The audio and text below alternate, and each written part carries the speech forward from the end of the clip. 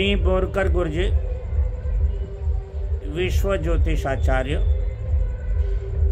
ब्रह्मांड ज्योतिष कार्यालय, मुक्काम पोस्ट रावेर, जिल्हा जळगाव, महाराष्ट्र 425508 हा माझा पिनकोड नंबर आहे रावेरचा।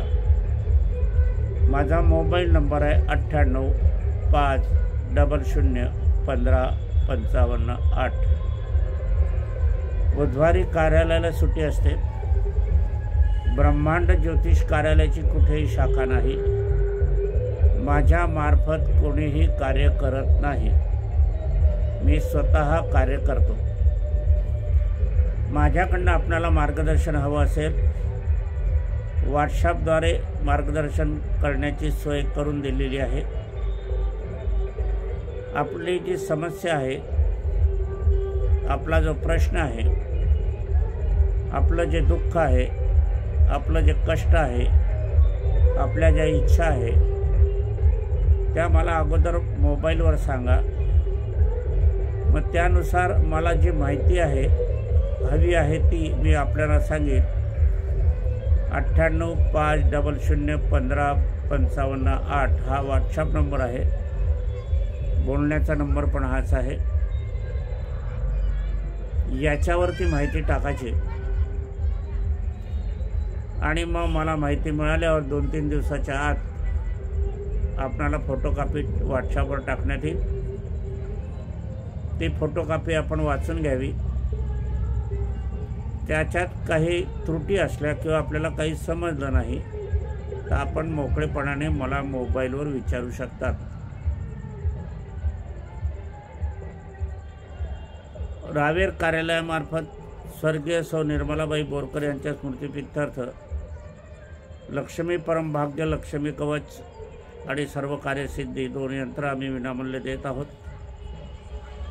ज्यांची श्रद्धा असेल त्यांनी ती अवश्य मागवावी। काच फ्रेम करावी लागेल, सर्वांना दिसेल अशी लावावी लागतील। ज्वेलरचं शॉप असो, कपड्याचं दुकान असो, सलूनचं दुकान असो, ब्युटी पार्लर असो, शाळा कॉलेज असो, दवाखाना असो, मेडिकल असो, कपड्याचं दुकान असो, किराण्याचं दुकान असो, पानाचं दुकान असो, पानाचं दुकान असो, नाश्त्याचं दुकान असो, धाबा असो, रेस्टॉरंट असो, खानावळ असो, या ठिकाणी सर्वांना दिसेल अशी लावायची। 2 यंत्र जिथे जागा असेल तिथे लावा। आपल्याला पूजापाठ करण्याची गरज नाही, ते अभिमंत्रित करून दिलेली आहे। मुहूर्त पाहण्याची गरज नाही, वेळ पाहण्याची गरज नाही, पण श्रद्धा असेल तरच ती मागवावी। विनामूल्य दिले जाते, त्याबद्दल आम्ही दक्षिणा काही घेत नाही। पण आपल्याला काही जण म्हणता आम्ही मौलाकडनं घेतलं आहे, काही दक्षिणा देतो, तर ती दक्षिणा धार्मिक कार्यासाठी वापरली जाईल। आम्ही वही, कागद, पेन्सिलसाठी सुद्धा वापरणार नाही। असो, आजच्या कार्याचं सुरुवात करण्यापूर्वी माझी पत्नी स्वर्गीय सौ निर्मलाबाई बोरकर यांना अभिवादन करूया आणि आजच्या कार्याला सुरुवात करूया। आजच्या कार्याचा विषय हा विवाह विषय, घटस्फोट, विवाहात दुरावा, विवाहात वाद, विवाहात कोर्ट कचेरीचे प्रसंग, विवाहामध्ये स्वाभाविक सासू सुनाचे संबंध वादातील, संसार वादाचा, घटस्फोटाची तयारी असल्या सर्व अंकश विषयाचा थोडक्यात आपण इथे मागोवा घेणार आहोत। आता असं का घडते आणि याचा शोध आपल्या जन्मकुंडलीच्या माध्यमातून कसा घेता येतो, तर लक्षात ठेवा, जन्मकुंडलीच्या माध्यमातून याचा शोध घेता येत नाही। आपल्याला त्यासाठी संसार सुखाची कुंडली काढावी लागते, संसार भाग्याची कुंडली काढावी लागते आणि त्याच्यामध्ये काय आहे बघावं लागते। म्हणून मी नेहमी सांगत असतो की आपण कुंडली मिलन करून विवाह करा, त्याच्यामध्ये ह्या गोष्टी बघितल्या जातात। पण पुष्कळशे लोक, 99% लोक कुंडली मिलन करत नाही। साधं गुणमिलन करतात, त्याला काही अर्थ नाही केलं तरी चालेल, त्याच्यात काहीही कळत नाही। जीवन आयुष्य आपल्याला कंठायचं आहे, जीवन आयुष्यभराचा संसार आहे, ज्याच्यातून वंशाची उत्पत्ती होणार आहे. म्हणून हा प्रश्न महत्त्वाचा. जीवन आयुष्यातील इतर सर्व गोष्टीपैकी हा एक महत्त्वाचा बाब आहे आणि ह्याच बाबीकडे बहुसंख्य लोकांचं लक्ष नाही आहे. हे दुर्दैवी आहे. म्हणून घराघरात वाद, कोर्टाच्या दरबारी घटस्फोटाच्या मोठ्या प्रमाणावर केसेस, पंचायती समितीमध्ये ज्या काही पंचायती आहेत, जात पंचायती, त्याच्यामध्ये हेच प्रश्न अधिक. नातेवाईकामध्ये हीच चर्चा. 20-20 वर्ष पत्नी माहेरी जाऊन राहते, याचा अर्थ काय? म्हणजे निश्चित तुमचा विवाह हा शास्त्रसंबंध मुळीच नाही. 20 वर्ष म्हणजे 2 दशक झाले. मुलाकडेही झोपलेले होते, मुलीकडेही झोपलेले होते. का बाहुला बाहुलीचा खेळ समजून यांनी विवाह करून दिला आणि पती पत्नीने पण करून घेतला, माळा घालून घेतल्या, शुभमंगल सावधान म्हणून घेतलं. केवढा काळ झाला, केवढं वय वाढलं, आता काय उपयोग? जीवन आयुष्याला महत्त्व देणं हा विचारच बहुसंख्य लोकांमध्ये नाही आहे.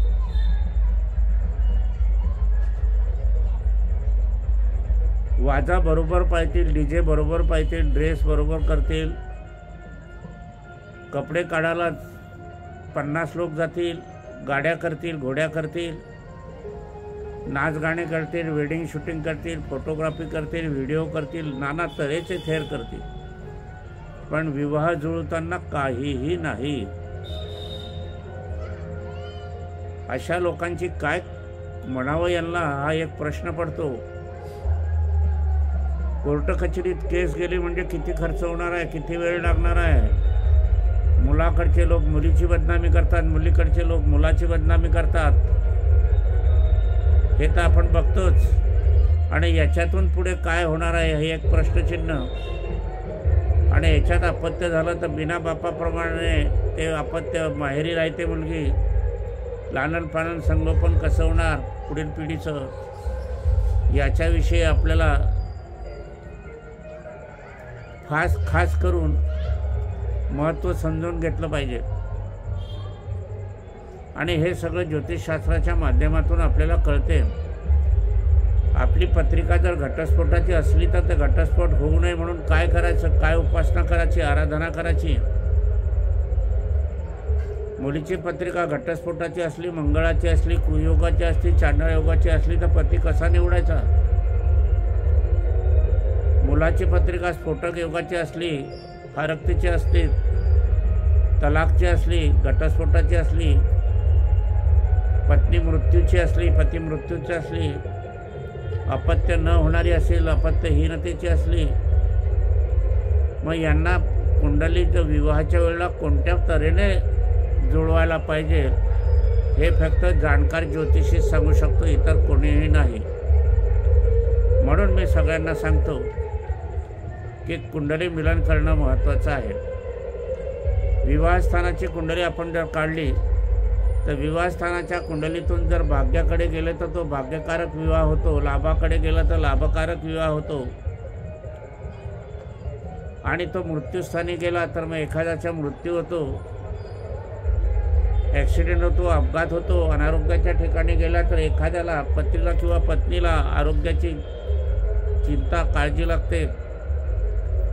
हर्षल सारखा, नेपच्यून सारखा त्या ठिकाणी ग्रह असला तर एड्स सारखे विकारसुद्धा असण्याची संभावना असते.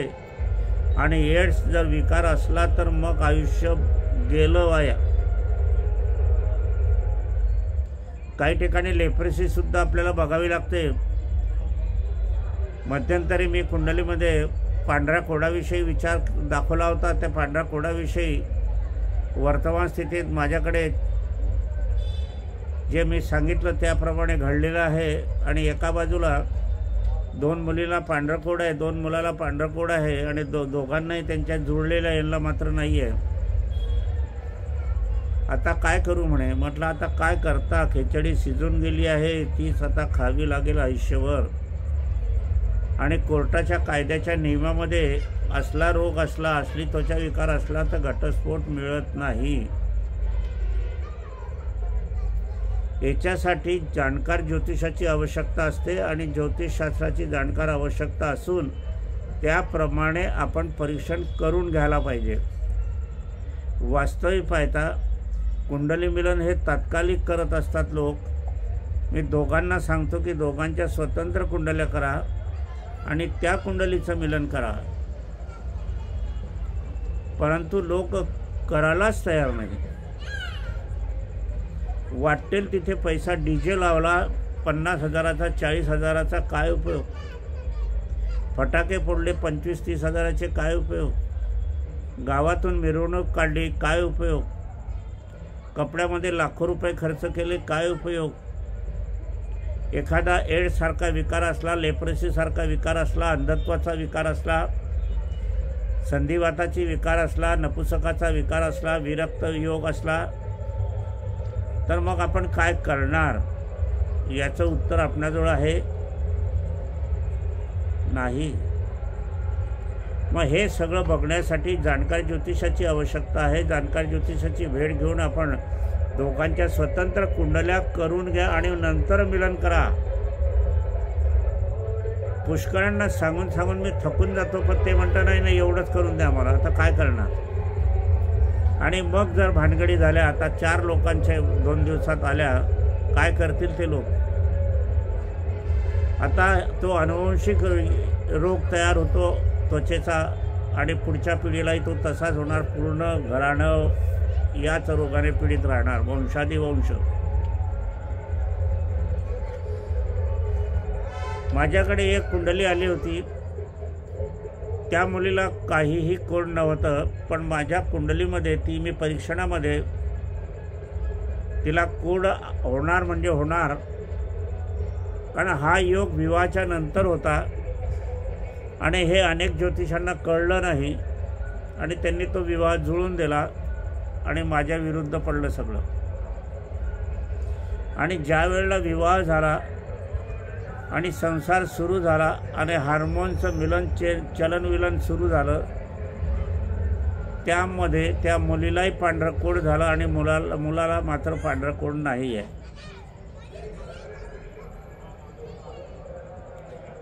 आता ही घटना विवाहाच्या नंतर घडलेली आहे, म्हणून याच्यासाठी विवाह स्थानाची पूर्व आणि विवाह स्थानाच्या नंतरची उत्तरार्ध हे आपल्याला बघायला हवं। विवाहाच्या कुंडलीचे 2 भाग करायचे आणि 2 भागातून पूर्वार्ध काय आहे आणि उत्तरार्ध काय आहे हे बघायचं असते। घटस्फोट हा आपल्याला 3 तऱ्हेने होतो, एक मुलाकडून एक मुलीकडून, आणि दोघांनी नकार दिला आणि कुंडलीमध्ये ग्रहयोग असले घटस्फोटाचे तर मग एखाद्याचा मृत्यू होतो आणि मग तो घटस्फोटासारखा प्रकार घडतो आणि घटस्फोट मात्र होतोच।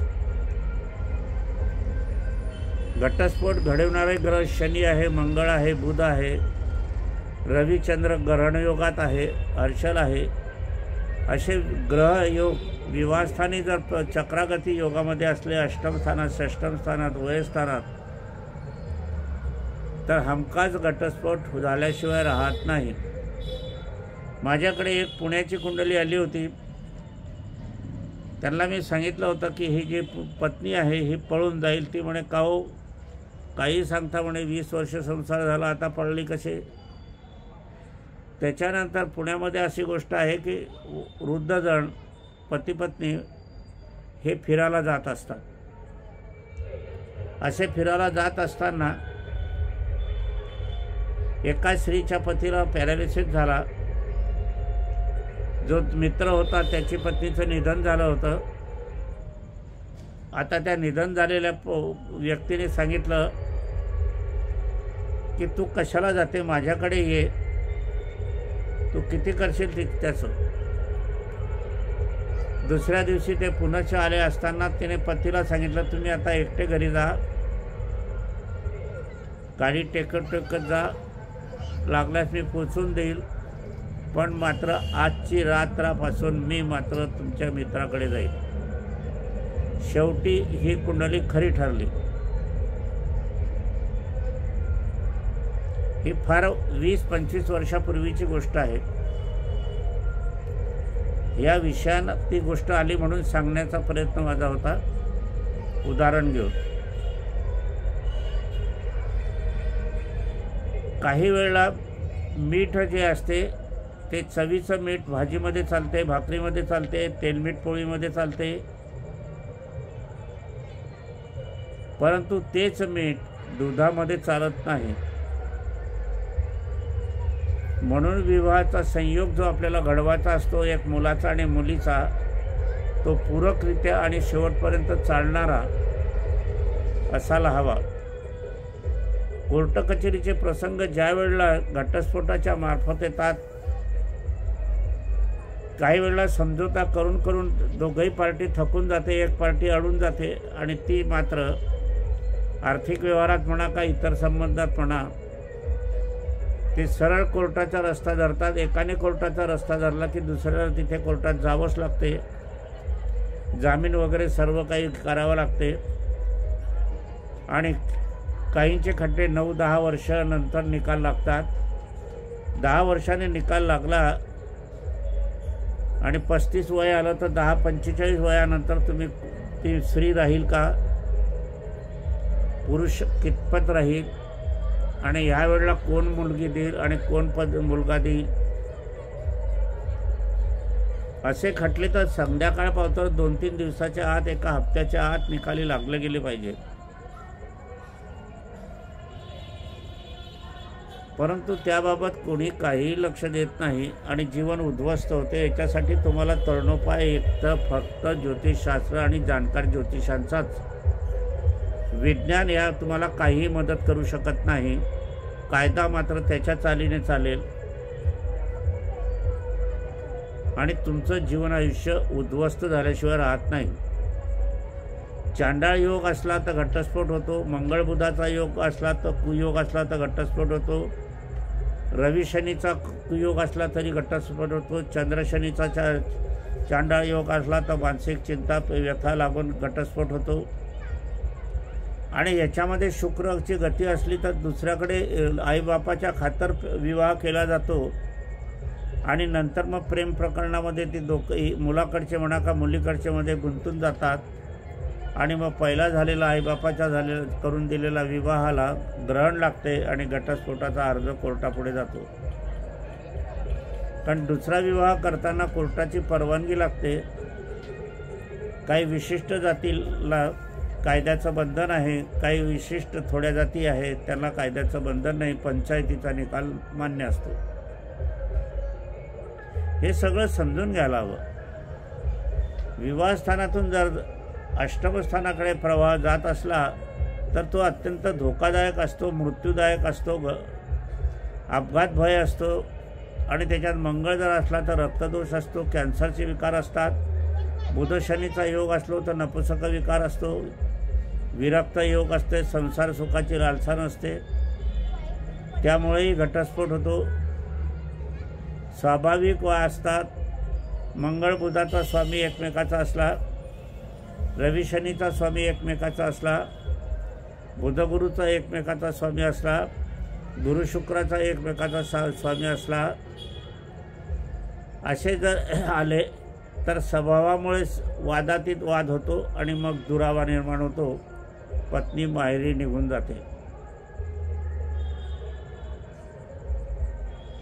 20 वर्षाची कथा सांगितली ती याच्याच प्रकरणात ह्याच योगात बसते.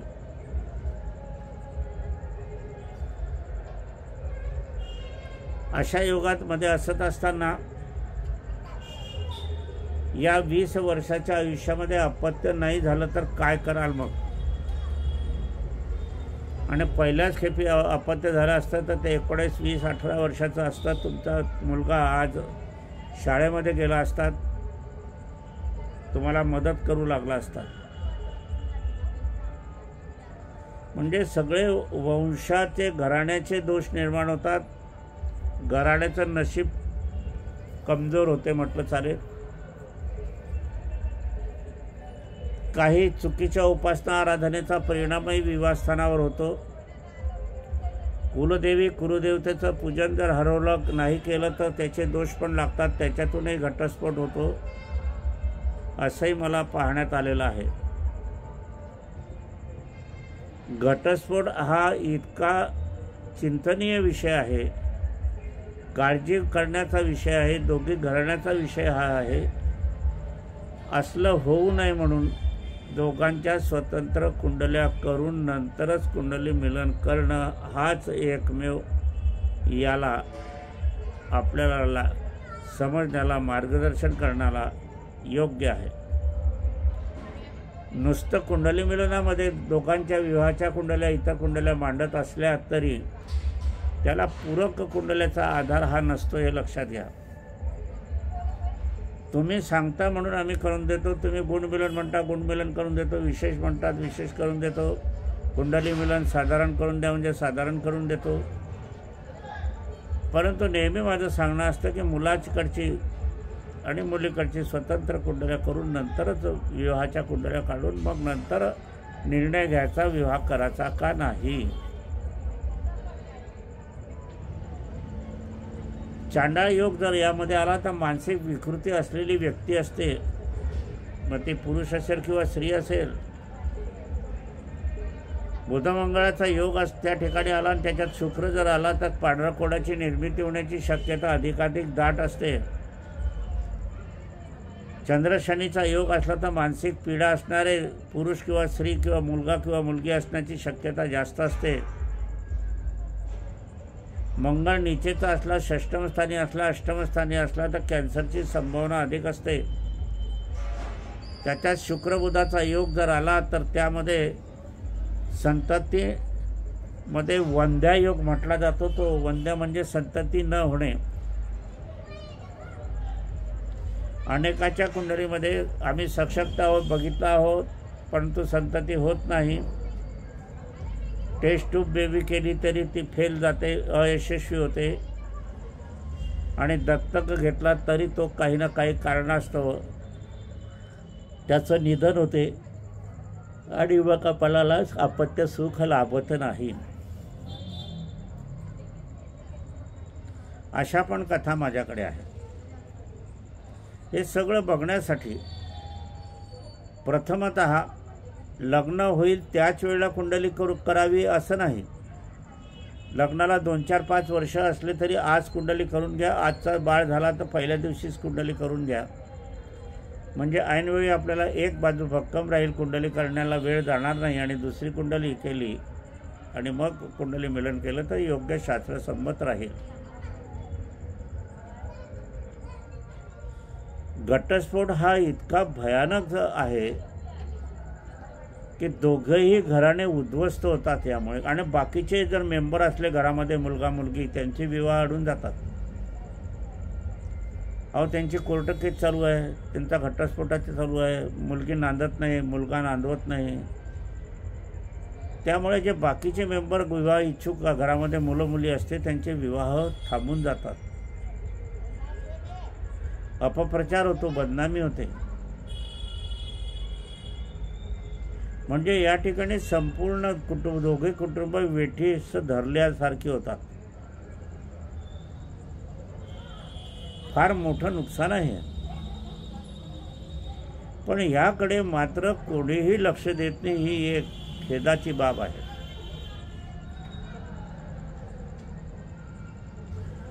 इतरत्र खर्च नाही केला तरी आपल्याला चालतो, परंतु कुंडली मिलन करून जर आपण केलं तर आपल्याला अधिक चांगल्या रीतीने स्पष्टीकरण मिळते. आपल्याला जर करायचंच आहे तर शास्त्रशुद्ध पद्धतीने करा.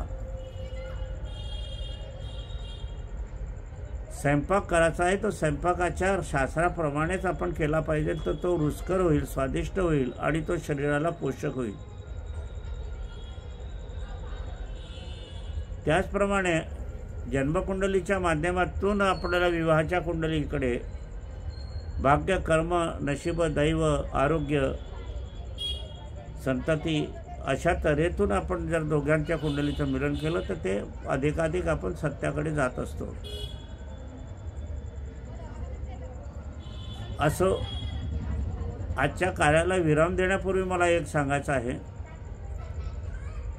अशा आपल्याला कुंडल्या आहे असं आपण समजलं, विवाह अजून 4-5 वर्षानं करायचा आहे, तो त्या अगोदर आपण आले तर अशाकरता काही उपासना आराधना असल्या त्या करून घ्याव्या. तेवढा वेळ मिळतो आपल्याला. ज्यांच्या कुंडलीत जन्माची 7.5 आहे, लक्षात घ्या, मी वारंवार बोलतो आहे, जन्माची 7.5 ज्यांच्या कुंडलीत आहे, म्हणजे कुठलीही गोष्ट आपण जर घेतली, 7.5 वाहन घेतलं, 7.5 घर बांधलं, 7.5 परीक्षेचा काळ आला, 7.5 ऑपरेशनचा काळ आला, 7.5 दुर्घटना झाली, 7.5 वाद झाला, 7.5 घटस्फोट झाला, 7.5 विवाह झाला, त्या गोष्टी कधीही सुखावह नसतात.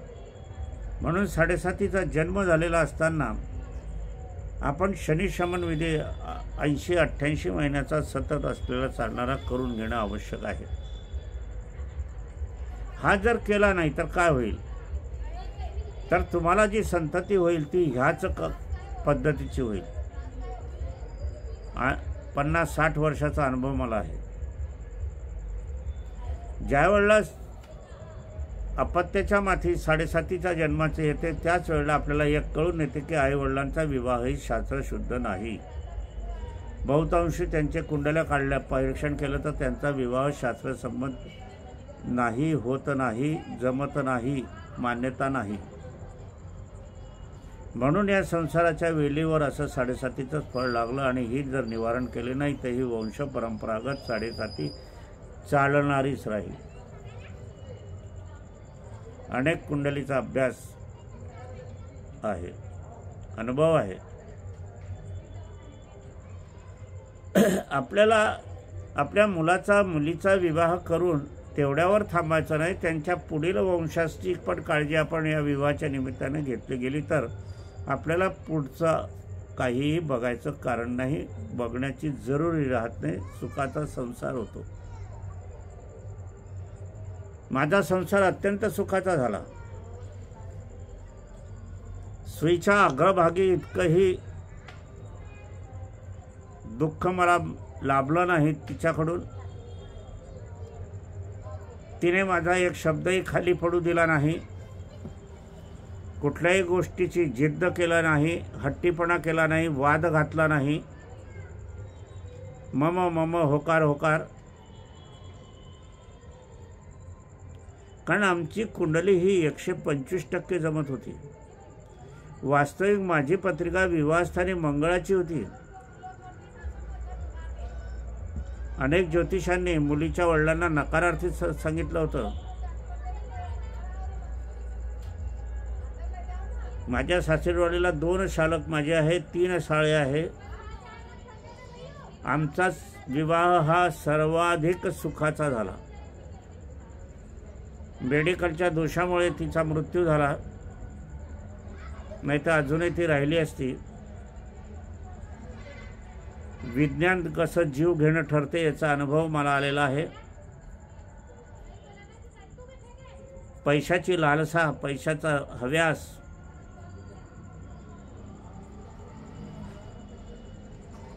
आणि चुकीच्या हाती विज्ञान, पैशाच्या जोरावर झालेले, आता शेवटी कर्मगतीवरच विश्वास ठेवून आपल्याला ठेवावं लागेल. कारण अशा गुन्ह्याला माफी नाही आणि मिळणार पण नाही.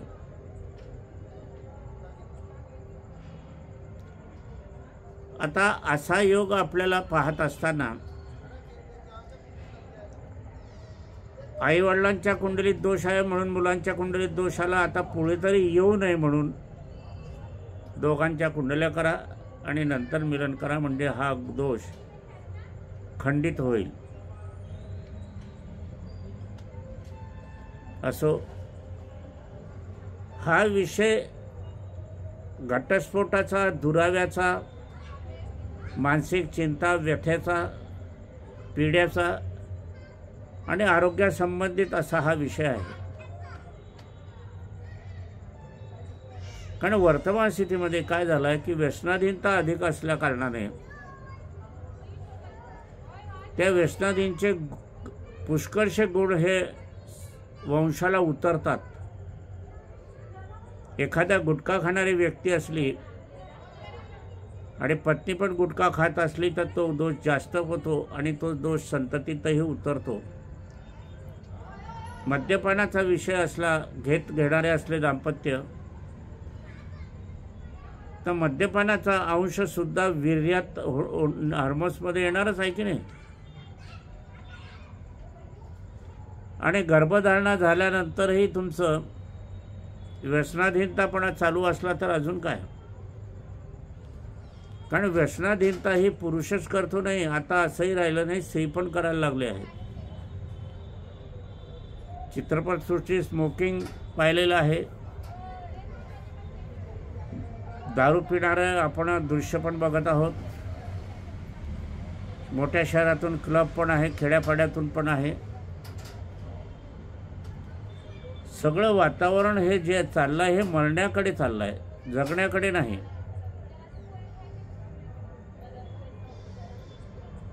याविषयी शाळेमध्ये शिक्षण द्यायला हवं, घराघरातून शिक्षण हवं. परंतु आईवडीलच व्यसनाधीनता असले तर मग काय करणार. हा समाजापुढे एक प्रश्न निर्माण उभा राहत आहे.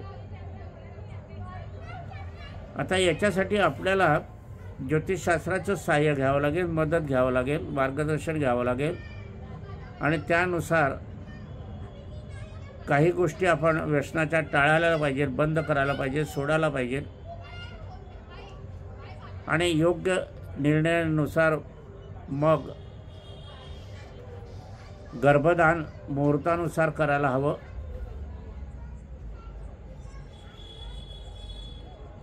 याच्याविषयी आपण पुढचा व्हिडिओ घेऊया, संततीविषयी. आजच्या विषयाला इथेच आराम देऊया. मी बोरकर गुरुजी, विश्वज्योतिषाचार्य, ब्रह्मांड ज्योतिष कार्यालय, रावेर, जिल्हा जळगाव. मला भेटायचं असेल, मार्गदर्शन हवं असेल तर आपण एक दिवस अगोदर मोबाईल करा. निघतेवेळी पण मोबाईल करणं आवश्यक आहे. निघतेवेळी ज्यांचा मोबाईल येईल त्यांच्यासाठी मी हजर राहील. रावेरमध्ये बस स्टँडपासून 2 मिनिटाच्या अंतरावर, रेल्वेपासून 2.5 किलोमीटर. सराफ बाजारामध्ये लक्ष्मीनारायण मंदिर आहे. लक्ष्मीनारायणची मागची बाजू बोरकर गुरुजी म्हणून माझं कार्यालय आहे. रावेरमध्ये आल्यावर आपण मोबाईलद्वारा विचारू शकतात. बुधवारी कार्यालयाला मात्र समापन असते. मला सहाय्य कोणी नाही म्हणून मी 2 वाजेला बंद कार्यालय करतो. पण कोणाचा आग्रह असला, कुठून दुरून लांबून येत असले तर 3-4 वाजेपर्यंत मी ठेवू शकतो. पण तसं तुमची सूचना असायला हवी. यंत्रसिद्धी ज्यांना हवी असेल त्यांनी मागून घ्यावी. असो, माझी पत्नी स्वर्गीय सौ निर्मलाबाई बोरकर यांना अभिवादन करूया आणि आजच्या कार्याला विराम देऊया.